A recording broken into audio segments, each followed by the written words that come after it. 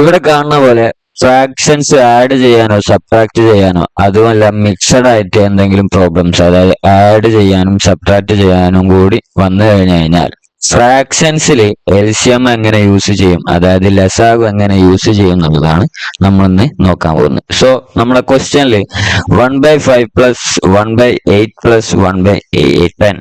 ഇവിടെ ആദ്യം തന്നെ നമ്മൾ ഡിനോമിനേറ്ററിലേക്ക് ശ്രദ്ധിക്കുക. 5, 8, 10. ഇതിൽ ഏറ്റവും വലിയ നമ്പർ ഏതോ അത് നമ്മൾ ചൂസ് ചെയ്യാം. ഇപ്പൊ 10. ഈ 10നെ നമുക്ക് എല്ലാ നമ്പറും ആയിട്ട് ഫുള്ളി ഡിവിസിബിൾ ആണോ, അതായത് എല്ലാ നമ്പറും ആയിട്ട് ഫുള്ളി ഹരിക്കാൻ കഴിയുന്നുണ്ടോ, അതായത് ഹരിച്ചു കഴിഞ്ഞാൽ സിസ്റ്റം 0 വരുന്നുണ്ടോ, അതായത് റിമൈൻഡർ 0 വരുന്നുണ്ടോ എന്നുള്ളതാണ് നമ്മൾ ചെക്ക് ചെയ്യാൻ പോകുന്നത്. 10നെ 5 ആയിട്ട് ഹരിച്ചു കഴിഞ്ഞാൽ ഫുള്ളി ഡിവിസിബിൾ ആണ്, എന്നാൽ 10നെ 8 ആയിട്ട് ഹരിച്ചു കഴിഞ്ഞാൽ ഫുള്ളി ഡിവിസിബിൾ അല്ല. അതുകൊണ്ട് ഇതിന്റെ അടുത്ത മൾട്ടിപ്പിൾ കോമൺ മൾട്ടിപ്പിൾ 20 എടുക്കുക, ഡബിൾ എടുക്കുക. ഇതിന് 20നെ 10 ആയിട്ട് 2 ആയിട്ട് ഫുള്ളി ഹരിക്കാൻ കഴിയും, എന്നാൽ വീണ്ടും 8 ആയിട്ട് എന്താണ് പ്രശ്നമാണ്. ഇനി അതിന്റെ അടുത്ത മൾട്ടിപ്പിൾ 30 എടുക്കുക. 30 10 ആയിട്ട് ഫുള്ളി ഡിവിസിബിൾ ആണ്, എന്നാൽ വീണ്ടും 8 ആയിട്ട് പ്രശ്നമാണ്.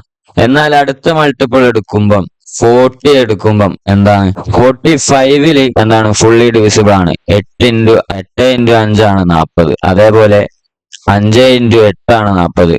10 × 4 ആണ് 40.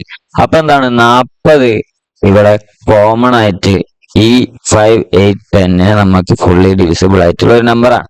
അപ്പൊ ആദ്യം തന്നെ നമ്മൾ എന്താ ചെയ്യേണ്ടതെന്ന് വെച്ച് കഴിഞ്ഞാൽ ഈ കാണുന്ന ക്വസ്റ്റ്യനിൽ 1/8 പ്ലസ് 1/5 പ്ലസ് 1/10 ഫുള്ളി ഹരിക്കാൻ കഴിയുന്ന ഒരു നമ്പർ ആണ് എന്ത് 40.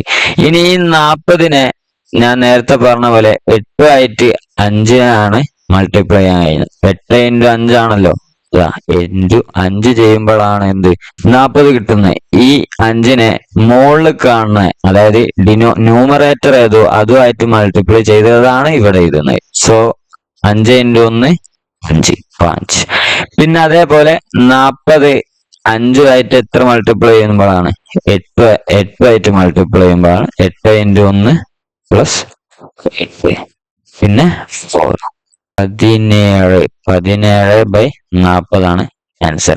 ഇതേപോലെ സപ്പോസ് 3/6 പ്ലസ് 2/12 മൈനസ് 1/3 എന്ന് പറഞ്ഞ ഒരു ക്വസ്റ്റ്യൻ തന്നു കഴിഞ്ഞാൽ അത് തന്നെ